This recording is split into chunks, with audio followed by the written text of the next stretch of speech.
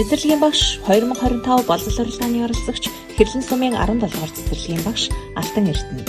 Бага насны хүүхдийн онцлогт тохирсон гэрийн номын сантай болж түүнийг хэрхэн хэрэгжүүлсэн байдаг.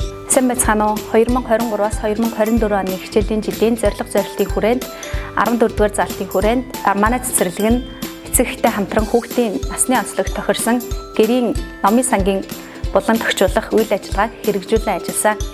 Энэ үйл ажиллагааны хүрээнд манай бүлэг нь 2 зорилгыг төвшүүлж ажилласан. 1-р зорилгын хүрээнд гэр бүлийн орчинд номын булантай болох номын сантай гэр бүл нь номоо баяжуулах үйл ажиллагаагаар миний дуртай ном ажлыг зохион байгуулж бүлгийн 35 хүүхдээс 28 хүүхэд буюу 80% нь гэртээ номын булантай болсон.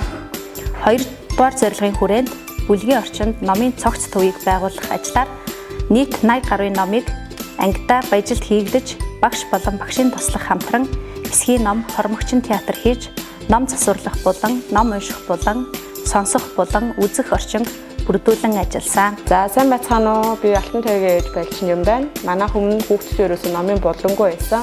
Энэ үйл ажиллагаагаараа би хүүхдийн насанд нь тохирсон юм жижигэн ч гэсэн номын боломжтой болгож өгсөн. Ингэснээрээ манай хүүхэд ярих чадвар, бусадтай харилцах чадвар, өөрийгөө илэрхийлэх чадвар нь илүү нэмэгдэж ирсэн.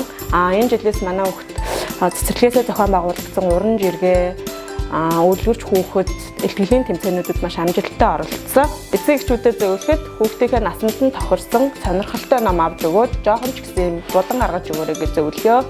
Сайн байцгаана уу? Энэ гэрийн номын булантай болох үйл ажиллагааг хэрэгжснээр манайх одоо цэцэрлэгт байдаг хүүдээ ийм номын булан хийж хэрэгжүүлж одоо энэ аянд нэгдснээр манай хүүхд нь утасны хэрэглээ нь багасж хэл ярианых нь хөгжил илүү сайжирч ихчтэйгээ харилцах харилцаа нь хүртэл бас сайжирсан. Тэгээ ихч нь бас дүүдээ уншиж өгөөд зурагт номнуудаа харж харилцснаар манай хоёрын харилцаа илүү ярих чадварууд нь бол нэмэгцээ. Чихэр сахарын хэрэгцээг багасгаад дуртай ном болон одоо үлгэр өгүүлэлэг таниулах маягаар хүүхдүүдэд ном новж хийг уриалдахаж байна. Надад нам бэлгэлдэг өвөөмэдэ баярлаа. Өдөө манай надад үлгэр унш өгдөг авда хатаа шүү. Надад дэрдэг олон дуурдаг ном байгаа.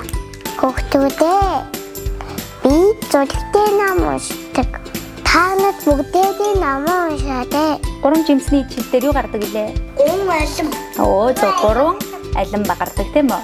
За эцэг эхчүүдээ хүүхдтэй өдөр бүр үлгэр ярьж ном бэлгэлцгээе. Ингээд эцэг эхчүүд та бүхэндээ хүүхдүүдийнхээ дараах уриалгыг хүргүүлж байна. Хүүхдүүдээ өдөр бүр гэр бүлээрээ ном уншицгаая.